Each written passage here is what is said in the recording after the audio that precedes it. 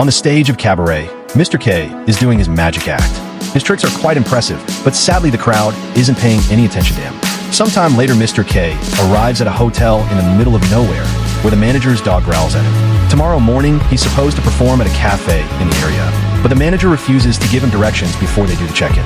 She takes him to his room and explains all the rules to him. In the hallway, Mr. K sees a kid around the corner and does a little trick that sends out a butterfly, but the child runs away when the manager glares at him. Afterward, Mr. K tries to settle down, but he's shocked to find a pair of legs sticking out from under the bed. He takes a closer look and finds an old guy staring back at him. Without a word, the man crawls out and leaves the room. Then Mr. K hears a noise and opens the wardrobe, where he finds a maid hiding. She also leaves the room without saying anything.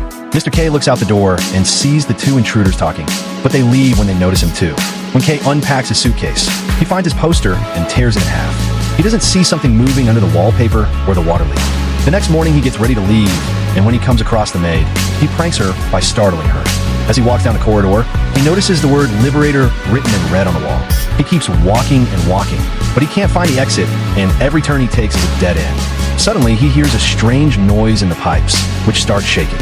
Soon the entire building is shaking and the lights start flickering while the weird noise echoes in the walls. Small panels in the walls then open and a bunch of musicians come out, playing their instruments very loudly.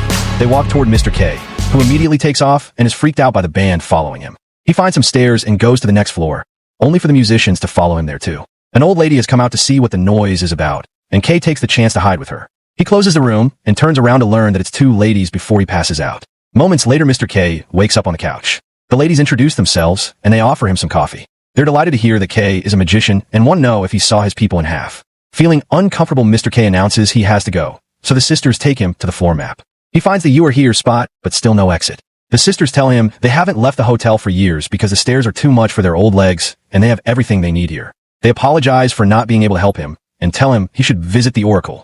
Mr. K makes a flower appear for them before leaving. After he crosses a few more corridors, the lights start flickering again, and he sees some kids running around. Melinda moves from one room to another one, and Mr. K tries going after her to ask for help, but the door is closed. While he's distracted, the kids steal one of his suitcases and hide in a room. Mr. K rushes to follow them. However, when he opens the door, he only finds a closet. At that moment, the band appears at the end of the corridor, and two waiters rush into the closet, so Mr. K follows them. Now he finds himself in a room with the band and is seen by Gaga, who calls him a new guest before dragging him to the main table. He's too worried about his suitcase, so Gaga goes looking for the kids while the waiters keep offering him food. Whenever K tries to look into the other room, a guy on the table keeps moving to block his vision and talks about how amazing Gaga is.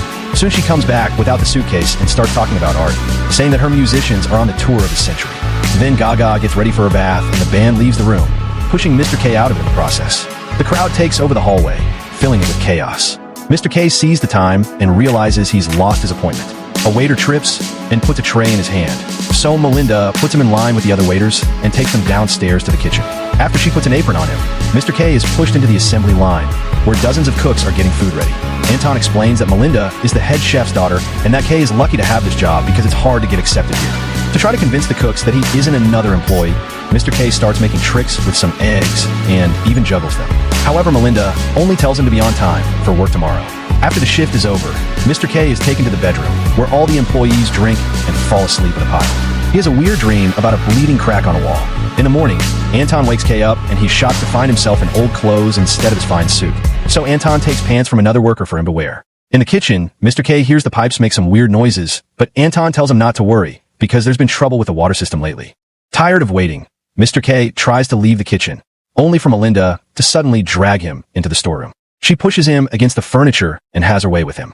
Afterward, Mr. K is sent to the chef's office and forced to hear a long lecture about eggs. He shares a drink with K, saying that he likes him and that he's really talented, so he may share all his knowledge with him. Later in the room, Anton is surprised to see that Mr. K came back with some books that the chef gave him. While Anton takes a book to learn a bit too, Mr. K uses the bubbles in the room to do some tricks. At that moment, he hears the pipe noises again, so he leaves the room to investigate. After locking the door, he hears the noise again and opens his arms to try to touch both walls at the same time to no avail. Then K goes to the bathroom, obviously closing the door for privacy. Suddenly the knob starts shaking and it doesn't stop until Mr. K says it's occupied.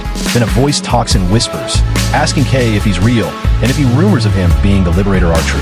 As the voice says that there isn't much time, the lid on the bottom of the door is pushed off and a bunch of hands reach inside. Mr. K kicks them while saying they must have confused him for someone else, yet the hands keep pulling at his leg. It isn't until K says he's no one that the hands disappear.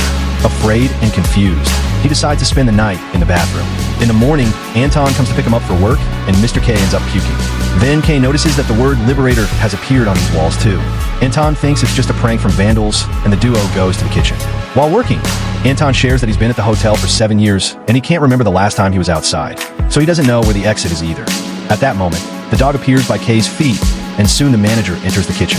Mr. K tries to follow her, but after a few turns he loses sight of her. Then K goes to the chef's office and tries to quit, hoping someone will kick him out. However, the chef offers him a promotion to make him stay. K turns it down, causing the chef to cry and beg on his knees. When a man hugs Mr. K, he asks him to trust him. The chef takes K to his new spot in the kitchen and gives him a fancier hat, which makes Anton jealous. After the shift is over, Mr. K tries to chat with Anton, who is furious. Anton thinks K only wants to reach the top, and he doesn't care who he brings down in the process. K decides to sleep in his hotel room, where he keeps hearing the pipe noises in the walls. Just in case, he ties a tight rope from the window to the door. The next morning, he finds it sagging. This means the room has gotten smaller, and the noise is the walls shifting. He rushes to tell Anton that the hotel is shrinking, proving it by showing how his hands can now touch both walls at the same time. Anton doesn't believe him, but when they go to the kitchen, they find utter chaos over the lack of space. Mr. K tells the chef they should evacuate the hotel, but the chef refuses, saying they must cook for their guests. This makes K snap and yell before jumping on the table to explain what's happening to the staff. The workers hit their pans while Mr. K jumps from table to table, asking them if their lives are worth nothing. At that moment, the chef feels chest pain and he stumbles, but he still orders the staff to kick Mr. K out of the kitchen. K is thrown in the corridor and the kitchen door is locked to keep him out. Afterward, Mr. K goes looking for the sisters and discovers all the guests have been leaving furniture in the corridor because it no longer fits in their rooms. K helps the duo get their couch out, and they mention the presence of the divine in the hotel. Then the sisters go back to their room and play music loudly while singing along. In his room, Mr. K finds a map in a drawer while hearing the noises accumulating. The pipes keep shaking, the band marches through the corridor with Gaga, the kitchen staff is making music with their tools, and even the manager dances along. A pipe breaks and leaks on the wallpaper, while K feels like his head is about to explode. A wall cracks as it shrinks, and the window in K's room suddenly explodes, causing him to fall. With all the noises finally stopping, Mr. K takes a look through the broken glass and sees the other walls of the hotel. At that moment, all the other windows also explode, throwing him back on the bed. Afterward, Mr. K hangs the map on the wall using some gum and adds a piece of paper with a corridor drawn by him. Since the room has shrunk, he throws some furniture out the window before going to the closet to get some chalk. Then he starts exploring the corridors, marking the walls and floor with chalk and drawing a diagram on a notebook so he can add the pages to his map. In a storage closet, he finds some food. Sometimes he peeks into the kitchen, but Melinda glares at him to make him leave. The map keeps growing into an impossible size, and it drives Mr. K so crazy that to deal with the stress, he yells through the window that he isn't giving up. As time passes, more furniture appears in the corridors. Eventually, Mr. K finds the manager's dog who starts licking the wall. At that moment, the power goes out and Mr. K thinks he's alone in the dark until flashlight startles him. It's the man K found under his bed, who now drops the flashlight on the ground. When K picks it up, the man is gone. Mr. K looks around for a few seconds, only for the power to come back and reveal the man at the end of the corridor. No matter how many questions K asks, the guy won't speak. And if Mr. K tries to approach him, he steps back. The next morning, Mr. K wakes up in bed and finds the old man sleeping at his feet. He tries waking him up to no avail.